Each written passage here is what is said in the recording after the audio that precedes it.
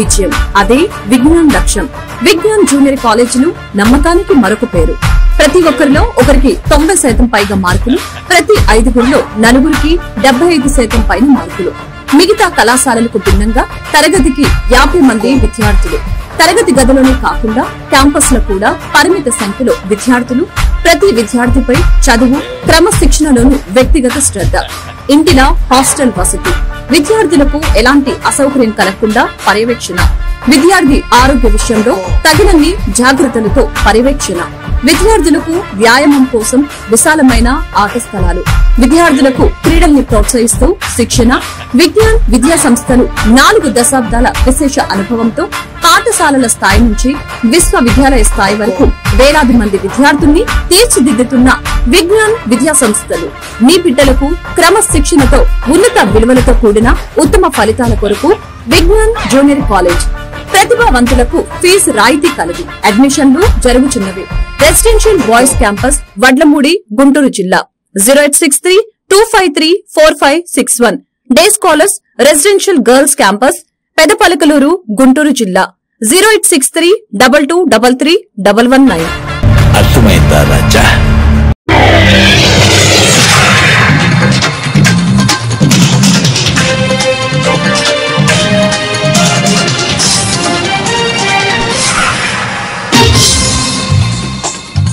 నమస్కారం. City news తెలుగుకి స్వాగతం. ఈనాటి ముఖ్యాంశాలు.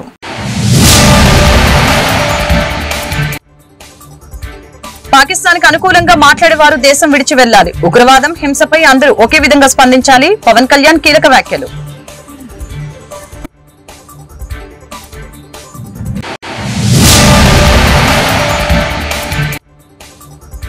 కూటమి పాలనలో భారీగా విధ్వంసాలు. ప్రభుత్వ వైఫల్యాలపై పోరాటాలు ఉధృతం చేయాలి. వైసీపీ నేతలకు జగన్ దిశానిర్దేశం.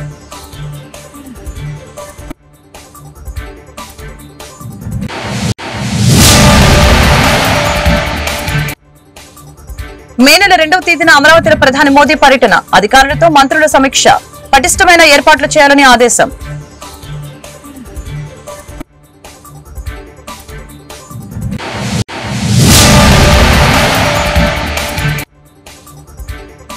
కార్మిక చట్టాలను కేంద్ర ప్రభుత్వం నిర్వీర్యం చేస్తుందని ఏఐటీయూసీ ఆరోపణ. మేడే వేడుకల్ని విజయవంతం చేయాలని కార్మికుల పిలుపు.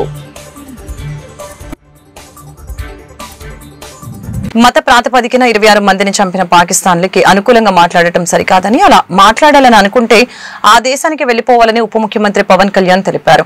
మత ప్రాతిపదికన చంపటం సరికాదని చెప్పారు. ఇటీవల జమ్మూ కాశ్మీర్లోని పహల్గాం ఉగ్రదాడిలో ప్రాణాలు కోల్పోయిన వారికి మంగళగిరి సీకే కన్వెన్షన్ లో నివాళులర్పించడం జరిగింది. ఈ సందర్భంగా పవన్ కళ్యాణ్ మాట్లాడారు. ఉగ్రవాదం, హింసపై అందరూ ఒకేలా స్పందించాలని తెలియజేశారు. కాశ్మీర్ భారత్ లో భాగమని, ఇలాంటి విషయాలపై ఓట్లు, సీట్ల కోసం మాట్లాడకూడదని చెప్పారు. ఈ ఘటనలో ప్రాణాలు కోల్పోయిన శ్రీ పొట్టి శ్రీరాములు జిల్లా కావలికి చెందిన మధుసూదన్ రావు కుటుంబానికి పార్టీ తరపున 50 లక్షల ఆర్థిక సాయం ప్రకటించారు. ఉగ్ర ఘటనలో జనసేన ఓ కార్యకర్తను కోల్పోయిందని చెప్పారు. కశ్మీర్ లో సరిహద్దుల్లో తూటాలు పేలితే, ఉగ్రవాదులు తూటాలు పేలితే దాని ప్రకంపనలు భారతదేశం అంతా ఎలా పాకిందో మనందరం చూస్తున్నాం. అది మన పార్టీ, మన జన సైనికుని కూడా చంపేస్తున్నది ఆ ఉగ్రవాదం. ముఖ్యంగా కశ్మీర్ అండ్ మెయిన్ మనం ఆయన కుటుంబాన్ని పరామర్శకెళ్ళినప్పుడు మరి సతీమణి మాట్లాడింది, వాడి పిల్లలు ఎంత ఘాతుకంగా చంపారంటే, ఎంత క్రూరంగా చంపారంటే, ఐడి కార్డ్స్ తీసుకొని నువ్వు హిందువా కాదా ఐడి కార్డ్స్ అడిగి, లేదంటే ముఖ్యంగా మన మసూదన్ గారి సంఘటన అయితే ఆయన సతీమణి గారి మాటల్లో సరిగ్గా 3 రోజుల ముందు వెళ్ళారంట బెంగళూరు నుంచి 3 కుటుంబాలతోటి వెళ్తే. నేను అన్ని రోజులు మామూలుగా మోడర్న్ డ్రెస్సులు వేసుకున్నాను, కానీ ఎందుకు ఆ రోజు మధుసూదన్ అంటే ఆయన అడిగారంట, డ్రెస్ వేసుకుంటే మోడర్న్ డ్రెస్ వేసుకుని బొట్టు పెట్టుకోకూడదా అని అంటే, ఆ సంఘటనకి ముందు సరిగ్గా ఒక అరగంట ముందు బొట్టు పెట్టుకున్నారంట. ఆవిడ చెప్తుంది ఏంటంటే, బొట్టు పెట్టుకున్న తర్వాత నేను కాదని కూడా అబద్ధం కూడా చెప్పలేం కదా, తప్పించుకోవడాకన్నా అలా దొరికిపోయాం మేము. ముందు అరుపులు వినిపించినాయి, తుపాకీ శబ్దాలు వినిపించినాయి, కింద పడుకున్నాం. నా చేయి కూడా పట్టుకున్నాడు, పిల్లలు కొంచెం దూరంగా ఉన్నారు. ఇదంతా కుటుంబం దాదాపు అలాగే ఆ గ్రౌండ్లో దాదాపు ఆ ఏరియాలో 400 నుంచి 500 మంది ఉండిపోయారు టూరిస్టులు. మసూదన్ గారు ఆయన సతీమణి చేయనే పట్టుకొని ఏమవుతుంది మనకేమవుతు, నువ్వు చూడకంటే ఆ బూట్ల చప్పుళ్ళు చాలా తాయితీగా వచ్చి, అంటే ఎందుకు మాట్లాడుతున్నానంటే ఎంత కోల్డ్ బ్లడెడ్తో చంపారంటే మనం ఊహించుకోలేం. అంటే షికారుకు వచ్చినట్టుగా వచ్చి వేటాడి వెళ్ళిపోయారు మనుషుల్ని.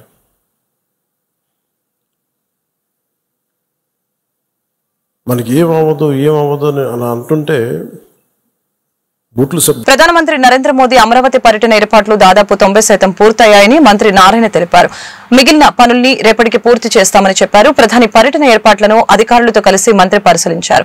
అనంతరం మీడియాతో ఆయన మాట్లాడారు. 43,000 కోట్ల పనుల్ని ప్రధాని చేతుల మీదుగా ప్రారంభోత్సవం జరుగుతుందని చెప్పారు.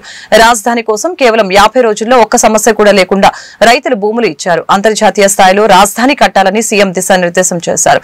సింగపూర్ సహకారంతో మాస్టర్ ప్లాన్ రూపొందించామని ఆయన వెల్లడించారు. పనులు పురప్రారంభానికి మే 2వ తేదీ భారత ప్రధాని గారు వస్తున్నారు. ఈవినింగ్ 3:25 యాక్చువల్గా వస్తారు. దానికి సంబంధించి ఏర్పాట్లన్నింటినీ నోడల్ ఆఫీసర్గా వీరపాండ్యన్ గారు డిఫరెంట్ డిపార్ట్మెంట్స్ అంతా కోఆర్డినేట్ చేసుకుంటూ 90% వరకు పూర్తి చేశారు. 90% మిగతా 10% కూడా వస్తాయి. వాళ్ళు ఈవినింగ్కి పూర్తి అయిపోతుంది. ఏదైనా 1 or 2 మిగిలితే రేపటికి పూర్తి అవుతుంది.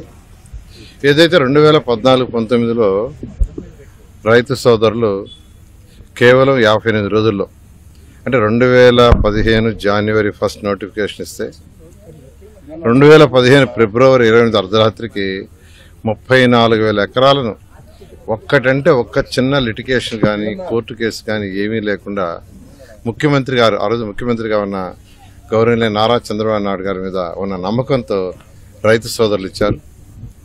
ముఖ్యమంత్రి గారు ఇక్కడ ఒక ఇంటర్నేషనల్ క్యాపిటల్ సిటీ కట్టాలని, ప్రపంచంలో ఉన్న టాప్ 5 ఒకటి కావాలని ఆ రోజు దిశానిర్దేశం ఇస్తే దాని ప్రకారం యాక్చువల్గా ఆ రోజు సింగపూర్ గవర్నమెంట్తో ముఖ్యమంత్రి గారు మాట్లాడటం, వాళ్ళ దగ్గర యాక్చువల్గా లేఅవుట్ డిజైన్ చేయించారు. తర్వాత దానికి సంబంధించిన కాంట్రాక్ట్ వర్క్స్ ఏదైతే రోడ్లు 365 కిలోమీటర్లు ట్రంక్ రోడ్స్, అంటే ఈచ్ రోడ్డు వెడల్పు 165 అడుగులు ఆల్ రోడ్స్. అదేవిధంగా లేఅవుట్లు రోడ్లు 1,500 కిలోమీటర్లు.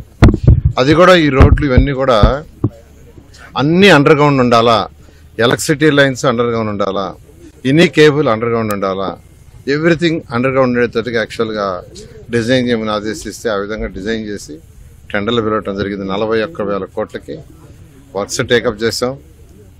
ఆ వర్క్స్ శంకుస్థాపన కూడా ఆ రోజు ప్రైమ్ మినిస్టర్ భారత ప్రధాని యాక్చువల్గా శంకుస్థాపన చేయడం జరిగింది.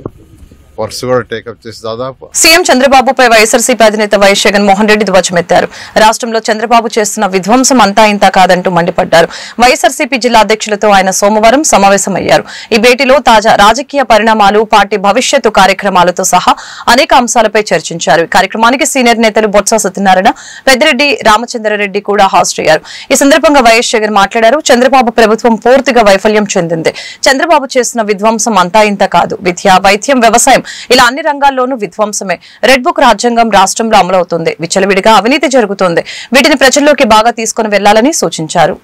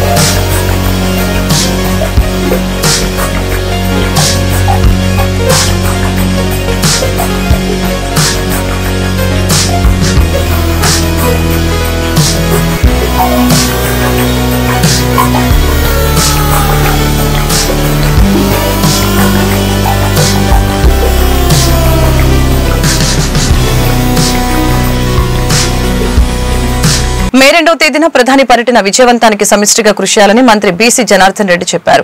రాజధాని పునర్నిర్మాణానికి ప్రధానమంత్రి నరేంద్ర మోదీ విచ్చేస్తున్న సందర్భంగా ఏర్పాట్లపై కార్పొరేషన్ కౌన్సిల్ హాల్లో సమన్వయ సమావేశం నిర్వహించారు. ఈ సమావేశంలో పలమనేరు ఎమ్మెల్యే ఎన్ అమర్నాథ్ రెడ్డి, ఎమ్మెల్యేలు జి రామాంజనేయులు, మహమ్మద్ నజీర్, గల్లా మాధవి, మేయర్ కోవలమూడి రవీంద్ర, నగర కమిషనర్ పులి శ్రీనివాసులు పాల్గొన్నారు. అమరావతి పునర్నిర్మాణానికి విచ్చేసే ప్రజలకి ఎటువంటి అసౌకర్యం కలగకుండా అన్ని ఏర్పాట్లు చేయాలని మంత్రి స్పష్టం చేశారు. 3 నియోజకవర్గాల నుంచి దాదాపు 90,000 మందికి పైగా ప్రజలు ప్రధాని సభకు హాజరయ్యే అవకాశం ఉన్నందువలన తగిన రవాణా, ట్రాఫిక్ నియంత్రణ, తాగునీటి, భోజనం, మజ్జిగ వంటి ఏర్పాట్లు సమర్థవంతంగా చేయాలని ఆదేశించారు. ఇక్కడ ప్రజల మనోభావాలు, ఇక్కడ ప్రజలు చేసినటువంటి త్యాగాలు, ఏవైతే రైతులు 30,000 ఎకరాలు ఇచ్చారో ఆ రైతుల శ్రమ కానీ వారి వృధా కాకుండా, వాళ్ళ త్యాగాలు వృధా కాకూడదు అనేటువంటి విషయంతోనే ప్రజలందరూ కూడా నాడు రాక్షస పాలన సాగించినటువంటి జగన్మోహన్ రెడ్డికి స్వస్తి చెప్పేసి మళ్ళీ ఈ యొక్క కూటమి ప్రభుత్వం అయితేనే ఈ రాష్ట్రం బాగుపడుతుంది, రాష్ట్రం లేని రాజధాని ఉంది, ఇక్కడ రాజధాని లేని నగరం ఎక్కడా లేకుండా ఈ భారతదేశంలోనే ఎక్కడ కూడా లేకుండా ఉంది. అటువంటి పరిస్థితుల్లో మళ్ళీ రాజధాని పునర్నిర్మాణం కావాలి అనేటువంటి ఆకాంక్షతో ప్రజలందరూ కూడా మా కూటమి ప్రభుత్వాన్ని గెలిపించడం జరిగింది. గెలిచిన తర్వాత ఇప్పుడు కూటమి ప్రభుత్వము ఖచ్చితంగా రాజధాని ఇక్కడే నిర్మాణం చేసుకోవాలి. ఏదైతే నాడు భూమి పూజ చేశారో, నాడు ప్రధానమంత్రి చేసినటువంటి పూజ, ఈ యొక్క పూజ వృధా కావద్దనేటువంటి ఉద్దేశంతో మళ్ళీ ప్రధానమంత్రి గారిని పిలిపించి రాష్ట్రం మళ్ళీ ఈరోజు రాజధానిలో పునర్నిర్మాణం జరుగుతూ ఉంది. దానికి సమీక్ష మీద అనేకమైన ఏర్పాట్లు కూడా చేస్తూ ఉన్నాం.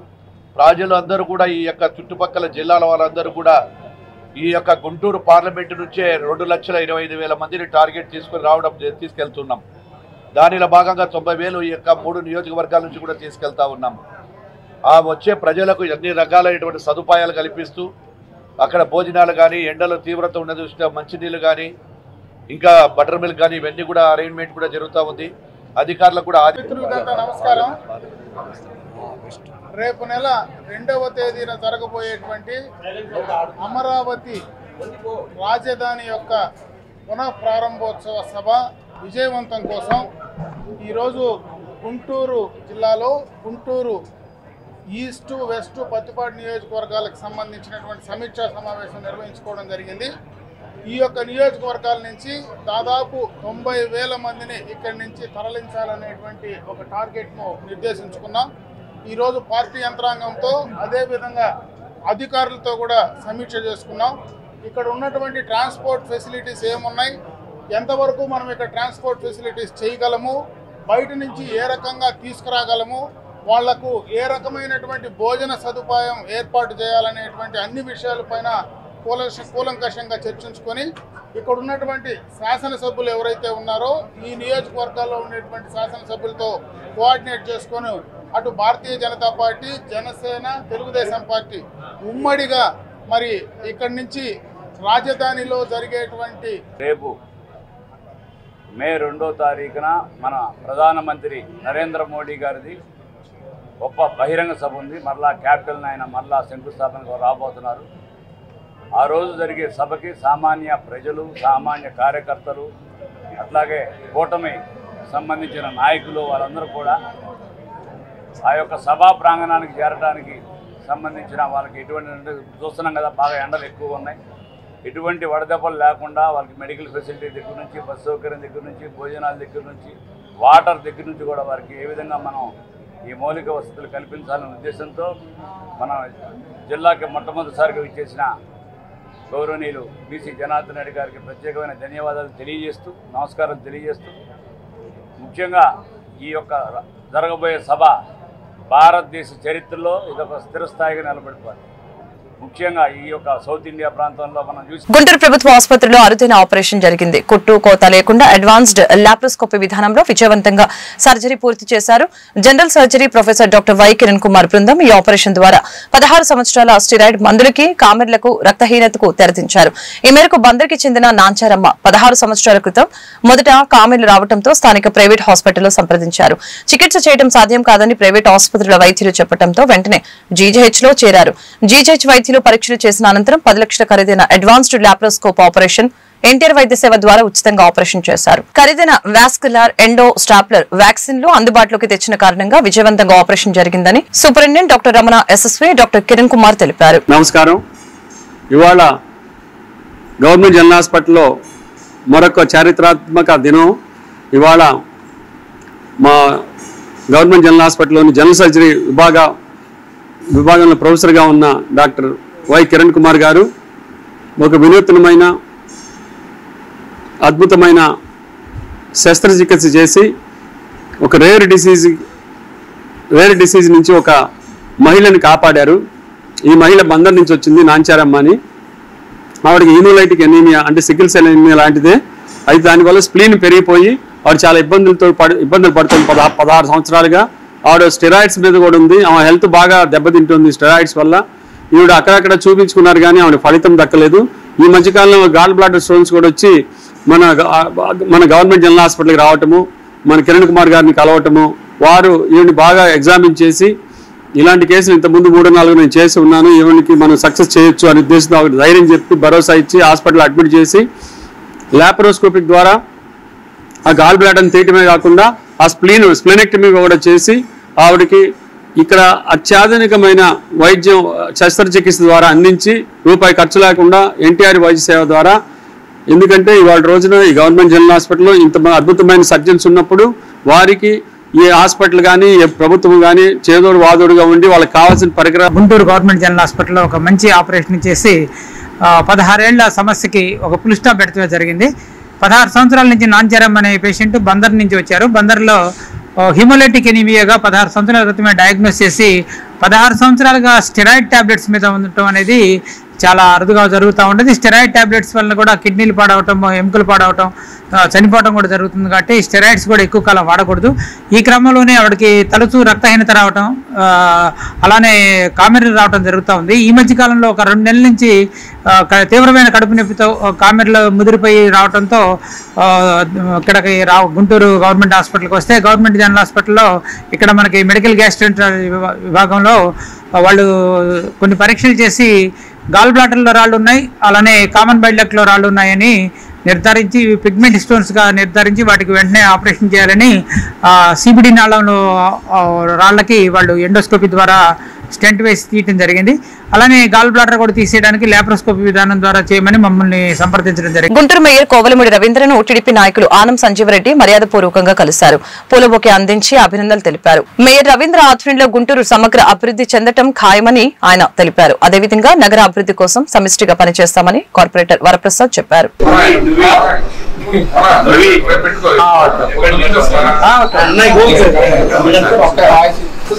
నమస్కారం. ఈ రోజున గుంటూరు జిల్లా తెలుగుదేశం పార్టీ అట్లాగే గుంటూరు కార్పొరేషన్లో ఈరోజు సువర్ణాక్షరాలతో లిఖించిన రోజు. ఎందుకంటే గత 35 సంవత్సరాలుగా తెలుగుదేశం పార్టీలో ఏ పదవులు ఆశించకుండా పార్టీకి సేవ చేసిన కోవలమూడి రవీంద్ర నాని గారికి తెలుగుదేశం పార్టీ ప్రీతమ నాయకులు అధ్యక్షులు నారా చంద్రబాబు నాయుడు గారు, అట్లాగే జనసేన అధ్యక్షులు పవన్ కళ్యాణ్ గారు కూడా వారు రాష్ట్రానికి చేస్తున్న అభివృద్ధి గుంటూరు నగరంలో చేయాలనే సంకల్పంతో ఎవరైతే దానికి సరైన వ్యక్తి అని భావించి మన కోవలమూడి రవీంద్ర నాని గారిని గుంటూరు నగర మేయర్గా అభ్యర్థిగా ప్రకటించడం జరిగింది. అట్లాగే నగర కార్పొరేషన్లో కూడా గత 4 సంవత్సరాల నుంచి వైసీపీ అధికారంలో ఉండి 45 మంది కార్పొరేటర్లు ఉన్నా కూడా చంద్రబాబు నాయుడు గారు తెలుగుదేశం పార్టీ కూటమి చేస్తున్న అభివృద్ధిని గుర్తించి గుంటూరు నగరంలో కూడా అభివృద్ధి బాటలోకి వెళ్ళాలని చెప్పి భావించి వైసీపీ కార్పొరేటర్లు అందరూ కూడా నాని గారిని మేయర్ అభ్యర్థిగా ప్రకటించగానే వాళ్ళందరూ కూడా తెలుగుదేశం పార్టీలోకి మారిపోయి గుంటూరు నగరం అభివృద్ధి చెందాలంటే ఒక కోవలమూడి రవీంద్ర నాని గారితోనే బాగవుతుంది. గుంటూరు నగరం కూడా బాగా డెవలప్ అవుతుంది. ఎందుకంటే రాజధానికి అనుబంధంగా ఉన్న నగరం కాబట్టి దీని అభివృద్ధి ఒక కోవలమూడి రవీంద్ర గారితోనే సాధ్యం అవుతుందని భావించి వాళ్ళందరూ కూడా తెలుగుదేశం గుంటూరు నగర ప్రజలందరికీ ఒక శుభవార్త అండి. ఎప్పటి నుంచో ఎదురు చూస్తున్నటువంటి మన రోజు ఇవాళ వచ్చేసింది. మన కోవలమూడి రవీంద్ర గారు అంటే నాని గారు అంటారు, గ్యాస్ నాని గారు అంటారు, పెట్రోల్ బంక్ నాని గారు అని కూడా అంటారు. అట్లా నాని గారు ఇవాళ మేయర్గా ప్రమాణ స్వీకారం చేయటం అనేది మాకు చాలా అదృష్టంగా భావిస్తున్నాం. ఎందుకంటే ఈ ఏరియాకి ఈ వార్డుకి కానీ ఆయనకి మగటం లేని మహారాజుగా ఉంటారు. 35 సంవత్సరాలు పార్టీకి ఎంతో సేవ చేసి కూడా ఏ రోజు ఏది కూడా ఆశించకుండా తను నిస్వార్థంగా పనిచేయటం వల్ల ఆయనకి చంద్రబాబు నాయుడు గారు సీఎం గారు ఆయనకి పద్ధతిని గుర్తించి మేయర్గా ప్రోత్సహించడం కూడా మాకు చాలా హ్యాపీగా ఉంది. అసలు ఫస్ట్ స్టార్టింగ్లో కూడా టీడీపీకి మేయర్ అభ్యర్థిగానే అతను దిగడం జరిగింది. దేవుడు అలానే అదృష్టం కల్పిస్తాడు. అదే ఏదైతే అనుకున్నామో అదే పద్ధతితోటి మేయర్గా ఈనాడు ప్రమాణ స్వీకారం చేస్తున్నతోటి మాకు ఎంతో ఆనందంగా ఉంది. ఎందుకంటే ఇట్లాంటి కుళ్ళు రాజకీయాలు ఉన్న ఇటువంటి ప్లేసుల్లో కూడా నిజాయితీపరుడు నిర్మర్మఘటంగా చెప్పే ఎవరిని కూడా ఎవరినైనా సరే ఏదైనా సరే ఉన్నది ఉన్నట్టు కొండలు బుద్దలు గట్టే చెప్పగలిగిన వ్యక్తి నాని గారు. అందుకనే ఆయన రాజకీయంలో కూడా 30 సంవత్సరాలు అటు చేస్తున్నా కానీ ఆయన్ని ఈ నిజాయితీపరుడు మనకి వీళ్ళతో ఇబ్బంది అని చెప్పేసి అక్కడక్కడ ఆగుతూ వస్తున్నా ఇవాళ ఆ లక్ష్మీదేవి అది ఆ పదవి కూడా వరించడం చంద్రబాబు నాయుడు గారు కూడా గుర్తించిన దానికి మాకు హృదయపూర్వక శుభాకాంక్షలు తెలియజేసుకుంటూ చంద్రబాబు నాయుడు గారు జై లోకేష్, జై తెలుగుదేశం. Thank you. ప్రపంచ కార్మిక దినోత్సవ వేడుకలు ఘనంగా నిర్వహించేందుకు కార్మిక సంఘాలు సిద్దమయ్యాయి. ఈ మేరకు రేగుల రాఘవయ్య భవన్ లో మంగళవారం నగర ముఠా కార్మిక కార్యవర్గ సమావేశం నిర్వహించారు. ఈ సమావేశంలో ఏఐటీయూసీ నేతలు చల్ల చిన ఆంజనేయులు, జి సురేష్, రావుల అంజుబాబు పాల్గొని కార్మికులకు పలు సూచనలు చేశారు. మేడే రోజున నగరంలో భారీ ప్రదర్శనలు, సదస్సులు నిర్వహిస్తున్నట్లు చెప్పారు. 8 గంటల పని దినాలు ఎన్నో పోరాటాల ద్వారా సాధించుకోవడం జరిగిందని ఈ సందర్భంగా తెలియజేశారు. అయితే నరేంద్ర మోదీ ప్రభుత్వం కార్మిక చట్టాలను నిర్వీర్యం చేసేందుకు కుట్రలు చేస్తున్నారని ఆరోపించారు. మేడే వేడుకల్లో కార్మికులంతా పాల్గొని విజయవంతం చేయాలని అన్నారు.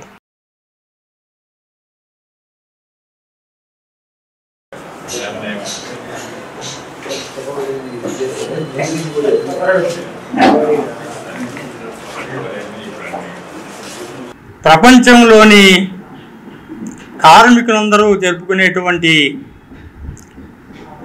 ఏకైక పండగ మేడే. 139 సంవత్సరాల క్రితం చికాగో నగరంలో జరిగినటువంటి మారణ హోమం, ఆ మారణ హోమం తాలూకు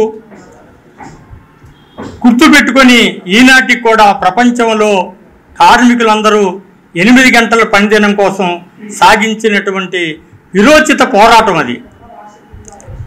వాళ్ళు సాధించినటువంటి 8 గంటల పని దినాన్ని ఇవాళ భారతదేశంలో ఉన్నటువంటి మన ప్రధానమంత్రి మోడీ దాన్ని 16 గంటలకి 18 గంటలకి పెంచినటువంటి భారతదేశంలో ఆ పరిస్థితి ఏర్పడింది. మరలా ఈనాడు కార్మిక వర్గం 8 గంటల పని దినం కోసం పోరాడాల్సినటువంటి పరిస్థితి ఈ నేడు ఏర్పడింది. అందుకోసం ఈ మేడే సందర్భంగా భారతదేశంలో ఉండేటువంటి కార్మిక వర్గం మొత్తం కూడా అసంఘటిత రంగంలో ఉండేటువంటి కార్మికులు కూడా 139 సంవత్సరాల సందర్భంగా పోరాటం చేయాల్సిన పరిస్థితి ఏర్పడింది. ప్రపంచవ్యాప్తంగా కార్మిక వర్గం జరుపుకునే ఏకైక పండుగ మేడే. 8 గంటల పని దినం కోసం 139 సంవత్సరాల క్రితం తన ప్రాణాలను సైతం కార్మికులు లెక్క చేయకుండా భవిష్యత్ కార్మిక వర్గం కోసం 8 గంటల పని దినం కోసం తన ప్రాణాలని అన్ని ప్రాణాలు తృణప్రాయంగా యాజమాన్యం అనుసరిస్తున్న నిర్లక్ష్య వైఖరికి వ్యతిరేకంగా జరిగిన పోరాటంలో బలి కావటం జరిగింది. ఆ రోజు నుండి ప్రపంచవ్యాప్తంగా మే 1వ తేదీన కార్మికుల పర్వదినంగా నిర్వహించుకోవటం జరుగుతుంది. అలాగే మన భారతదేశంలో కూడా ఎన్నో పోరాటాల ద్వారా సాధించుకున్న కార్మిక హక్కులని నేడు ఈ బీజేపీ ప్రభుత్వం 44 చట్టాలని 4 లేబర్ కోడ్లుగా మార్చి దాన్ని బడా కార్పొరేట్ పారిశ్రామికవేత్తలకి దారాదత్తం చేయటానికి ప్రయత్నిస్తున్న ఈ నేపథ్యంలో ఈ 139వ మేడేని కార్మిక వర్గం పెద్ద ఎత్తున జయప్రదం చేసి కార్మికులందరూ ఒకే మాట మీద ఉన్నారని కేంద్ర రాష్ట్ర ప్రభుత్వాలకి తెలియజేసే విధంగా ప్రతి రాష్ట్రంలోనూ అలాగే జిల్లాలోనూ పెద్ద ఎత్తున ఏఐటీసీ ఆధ్వర్యంలో ప్రదర్శనలు బహిరంగ సభలు నిర్వహించుకోవటం జరుగుతుంది. దీన్ని జయప్రదం చేయడానికి ఈరోజు నగర ముఠా కార్మిక సంఘం ఆధ్వర్యంలో కమిటీ మీటింగ్ నిర్వహించుకో. Guntur Budampadu bypass Sri convention hall నందు శ్రీ పరంజ్యోతి కల్కి సంఘ సభ్యుల ఆధ్వర్యంలో ఒక ప్రత్యేకమైన 8 గంటల జ్ఞాన తరగతులు ఉచితంగా నిర్వహిస్తున్నారు. ఈ ఐశ్వర్య వారంలో శ్రీ పరంజ్యోతి భగవతి భగవాన్ బోధనల ద్వారా ఈ విశ్వం యొక్క ఐశ్వర్య సిద్ధాంతాలను అలాగే మీరు అచేతనంగా ఎక్కడ ఇరుక్కున్నారు అనేది స్పష్టంగా తెలుసుకునేలా చేస్తారు. అలాగే దైవిక ప్రక్రియలో శ్రీ పరంజ్యోతికి వారిలో ఉండే మానసిక అడ్డంకులను తొలగించమని వేడుకుంటారు. ఈ ఐశ్వర్య వరం ప్రక్రియలో మనలో శ్రీ పరంజ్యోతి ఐశ్వర్య చైతన్యంను నింపుతారు. కార్యక్రమానికి వచ్చిన అందరికీ అన్నప్రసాద వితరణ చేస్తారు. సంఘ సభ్యులు సుమారు 800 మంది కార్యక్రమానికి హాజరయ్యారు.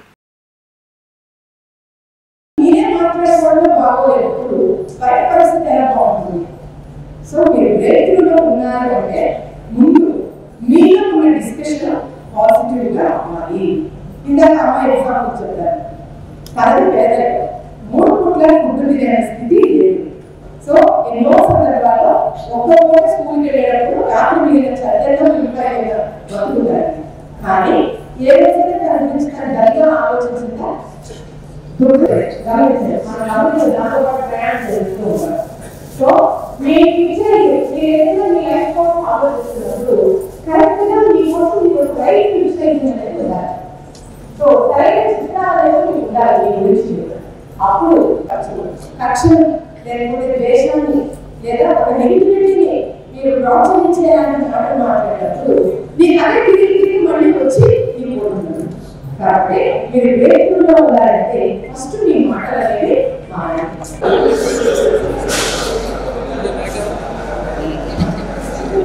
శ్రీ పరంజ్యోతి ఐశ్వర్యవరం అనే ఈ కార్యక్రమము శ్రీ పరంజ్యోతి కల్కి సంఘ సభ్యులు ప్రత్యేకమైన 8 గంటల జ్ఞాన తరగతులు ఉచితంగా నిర్వహిస్తున్నారు. శ్రీ భగవాన్ అంటారు, మన దేశం సుసంపన్నమైన దేశంగా అవ్వాలి అని చెప్తున్నారు. మన దేశము సుసంపన్నమైన దేశంగా అవ్వాలి అని. అందుకు అందరూ సంపద సృష్టికర్తలు అవ్వాలి. అందుకోసమే ఈ కార్యక్రమం జరుగుతుంది. ఈ ఐశ్వర్యవరంలో శ్రీ పరంజ్యోతి భగవతి భగవాన్ బోధనల ద్వారా ఈ విశ్వం యొక్క ఐశ్వర్య సిద్ధాంతాలను తెలుసుకుంటారు. అలాగే మనలో అచేతనంగా ఎక్కడ ఇరుక్కున్నాము అనేది స్పష్టంగా తెలుసుకునేలా చేస్తారు. అలాగే దైవిక ప్రక్రియలో శ్రీ పరంజ్యోతికి వారిలో ఉండే మానసిక అడ్డంకులను తొలగించమని వేడుకుంటారు. ఈ ఐశ్వర్యవరం ప్రక్రియలో మనలో ఐశ్వర్య చైతన్యాన్ని నింపుతారు.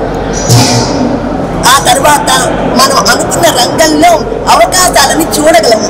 అలాగే ఐశ్వర్యానికి కావాల్సిన జ్ఞానము మనకి వస్తుంది. మనకు మన ఇష్ట దైవంతో దృఢమైన బంధం పెరుగుతుంది. ఆ తర్వాత శ్రీ సర్వదేవ పరంజ్యోతి మనకు అవసరమైనప్పుడు మార్గనిర్దేశం చేస్తారు. మనం దైవిక రక్షణలో జీవిస్తారు. ప్రశాంతత కోరుకున్న వారికి ప్రశాంతత లభిస్తుంది. ఈ కార్యక్రమానికి వచ్చిన అందరికీ అన్నప్రసాద వితరణ జరుగుతుంది.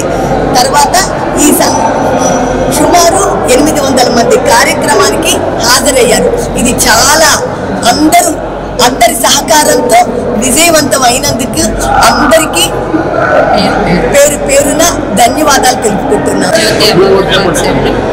ఐశ్వర్యవరాన్ని ఇంత విజయవంతం చేసిన ఈ ఊరు అందరూ సహకరించినందుకు కృతజ్ఞతలు. ఈ ఐశ్వర్యవరంలో ఇంతటి భాగ్యాన్ని ఇచ్చిన పరంజ్యోతి అమ్మ భగవాన్కు మేము వేల కృతజ్ఞతలు తెలుపుతున్నాము. అట్లాగే ఈ ఐశ్వర్యవరంలో మనకి ఐశ్వర్యపరంగా మనం ఎదగాలంటే ఎక్కడ అచేతన మనసులో నుంచి చేతన మనసులోకి ఎట్లా మనం రావాలి అనేది కూడా ఇక్కడ చర్చల ద్వారానే మావోయిస్టుల సమస్యలకి పరిష్కారం లభిస్తుందని సిపిఐ జిల్లా కార్యదర్శి జంగల్ అజయ్ కుమార్ తెలిపారు. కొత్తపేట సిపిఐ కార్యాలయంలో మంగళవారం మీడియాతో మాట్లాడారు. తెలంగాణ, ఒరిస్సా రాష్ట్రాల్లో మావోయిస్టులపై జరుపుతున్న కాల్పులను వెంటనే ఆపాలని డిమాండ్ చేశారు. బీజేపీ అధికారంలోకి వచ్చాక దేశంలో పారిశ్రామిక ఆర్థిక వ్యవస్థలు పూర్తిగా దెబ్బతిన్నాయని ఆయన వెల్లడించారు. అదేవిధంగా వేడుకల్లో అందరూ పాల్గొని విజయవంతం చేయాలని కోరారు. ఈ సమావేశంలో సిపిఐ నేతలు మాల్యాద్రి, హనుమంతరావు తదితరులు పాల్గొన్నారు.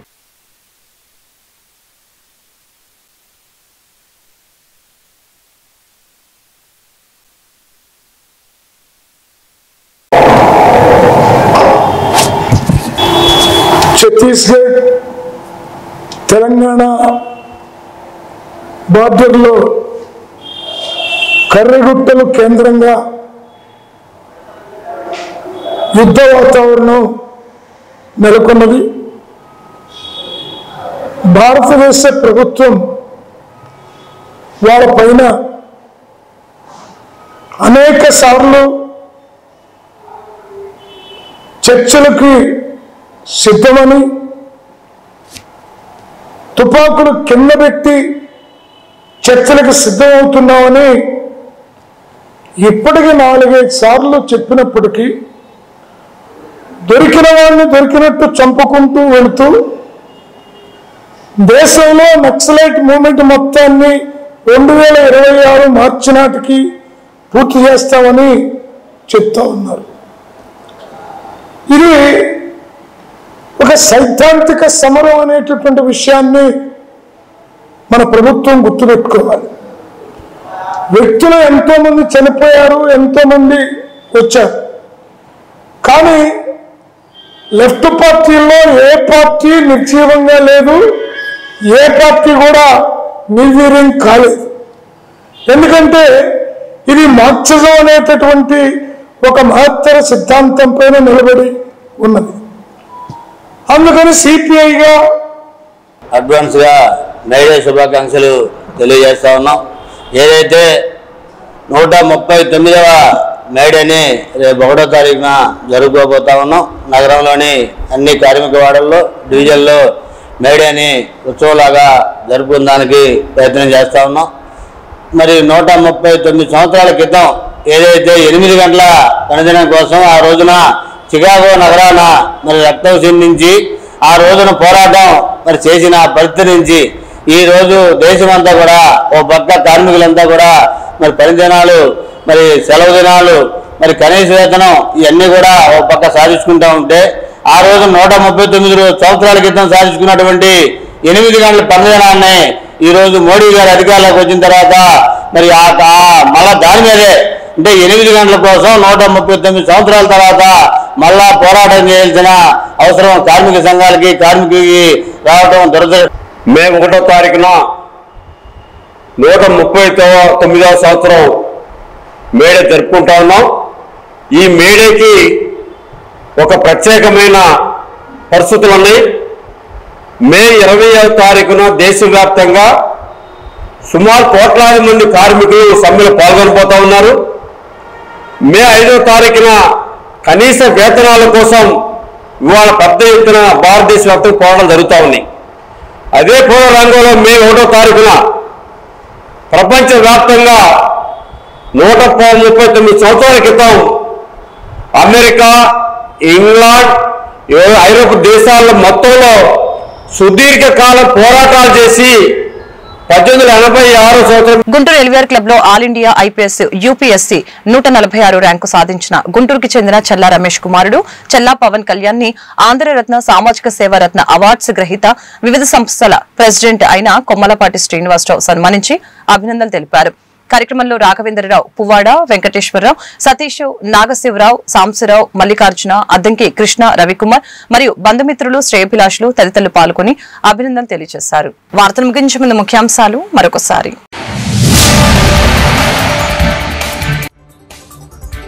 పాకిస్తాన్కి అనుకూలంగా మాట్లాడేవారు దేశం విడిచి వెళ్లాలి. ఉగ్రవాదం, హింసపై అందరూ ఒకే విధంగా స్పందించాలి. పవన్ కళ్యాణ్ కీలక వ్యాఖ్యలు.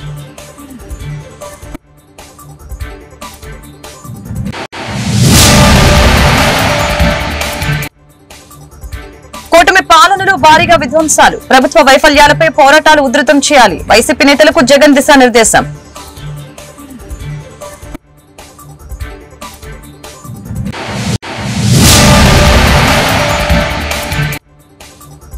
మే నెల 2వ తేదీన అమరావతిలో ప్రధాని మోదీ పర్యటన, అధికారులతో మంత్రుల సమీక్ష, పటిష్టమైన ఏర్పాట్లు చేయాలని ఆదేశం.